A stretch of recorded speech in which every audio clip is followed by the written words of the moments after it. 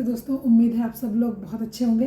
पंचकोश series का तीसरा video आज मैं लेकर आई हूँ। उसमें हम डिस्कस करेंगे डिटेल्स ऑफ पंचकोश। तो पंचकोश कंसेप्ट जो है सबसे पहले आया था यजुर्वेद के तैत्तिरीय उपनिषद में। इसका वर्णन हुआ था पंचकोशों का, एक ह्यूमन एग्जिस्टेंस का, और इसकी उद्देश्य था डिस्कस करने का कि हमारा सेल्फ और ट्रू नेचर हम जान पाएँ, इन सारी लेयर्स के डिसबैलेंस या कि इम्बैलेंसेस को दूर करते हुए योग के माध्यम से हम अपने ट्रू नेचर तक पहुंच पाएँ, सेल्फ तक पहुंच पाएँ, आत्मा तक पहुंच पाएँ, और जो यूनिवर्सल कॉन्शियसनेस है उसमें खुद को मर्ज कर पाएँ। ये इसका उद्देश्य था। तो ये इम्बैलेंसेस क्या होते हैं पंचकोश के? देखिए, अन्नमय कोश हमारा पंच तत्वों से मिलकर बना हुआ है, जैसे मैंने पहले डिस्कस किया था। तो इसको पोषित करने के लिए भी हमें पंचकोश की ज़रूरत पड़ती है, मगर हमारी आदतें, हमारी सीडेंटरी लाइफस्टाइल, हमारा खाने पीने का गलत टाइम, हमारा जंक फूड खाने की आदत, अनहेल्दी खाने की आदत, हमारी सर्कैडियन रिदम में डिस्टर्बेंस, सोने उठने का कोई टाइम नहीं, जब ये कंटिन्यूसली चलता है तो हमारे अन्नमय कोश में बीमारियां आने लगती हैं। दूसरा हमारा कोश है प्राणमय कोश। ये 5 प्रकार के प्राणों से हमारे अन्नमय कोश को सपोर्ट करता है। वो 5 प्राण कौन से होते हैं? सबसे पहला होता है प्राण, जो कि हमारे थोरैक्स रीजन से लेकर डायफ्राम तक काम करता है।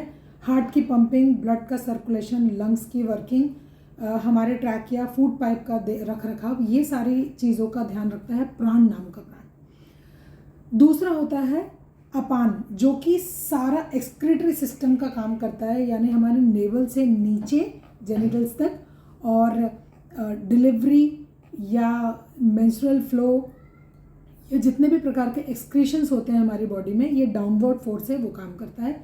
तीसरा होता है समान प्राण, जो कि हमारी डायफ्राम से नेवल तक होता है, यानी हमारे पूरे डाइजेस्टिव सिस्टम को देखता है, खाने के न्यूट्रिएंट्स को अब्जॉर्ब करता है, लीवर की हेल्थ, हमारे पैनक्रियास की हेल्थ, हमारे इंटेस्टाइन की हेल्थ का ध्यान रखता है। चौथा होता है उदान प्राण, जो कि नेक से सर तक ऊपर जाता है, हमारे हेड ऑर्गन्स का ध्यान रखता है, हमारे ब्रेन का, हमारी सोच, हमारे सेंसरी ऑर्गन्स, हमारे मोटर नर्व्स का ध्यान रखता है। और पांचवा होता है व्यान प्राण, जो कि पेरिफेरल्स में काम करता है, यानी हमारे हाथ पैरों तक न्यूट्रिएंट्स को पहुंचाना, प्राणास को पहुंचाना, ये 5। अब इन 5 प्रकार के प्राणों में जब डिसबैलेंस आता है, क्योंकि ये किसी नाड़ियों के माध्यम से, मेरिडियंस के माध्यम से हमारे पूरे शरीर में विचरण करते हैं, तो कहीं एनर्जी ब्लॉक आ जाए, कहीं पे अवरोध आ जाए, तो हमारी बॉडी में प्रॉपरली प्राण नहीं पहुंच पाते, और इस वजह से प्राणिक फ्लो में डिस्टर्बेंस आता है। तीसरा होता है मनोमय कोश।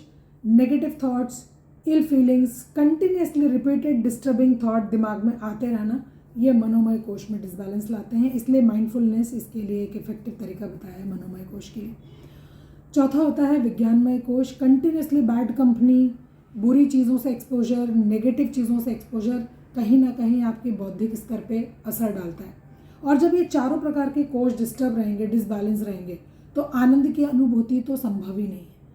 ना हम अपने सेल्फ ट्रू नेचर को जान पाएंगे, ना यूनिवर्सल कॉन्शियसनेस से यूनाइट कर पाएंगे। तो योग में कई सारी ऐसी एक्टिविटीज़ हैं, कई सारी ऐसी विधाएं हैं जिनसे कि हम ये 5 कोशों को बैलेंस करते हुए, इनको जानते हुए अपने सेल्फ नेचर तक पहुंच सकते हैं, यानी लिबरेशन तक पहुंच सकते हैं, जो मैं आगे के उसमें डिस्कस करूंगी, जो कि टेक्निक्स हैं इन सारे कोशास को बैलेंस करने के लिए। तो आगे अगले वीडियो, इंटरेस्टिंग वीडियो के लिए मेरे साथ बने रहिएगा। Thank you so much.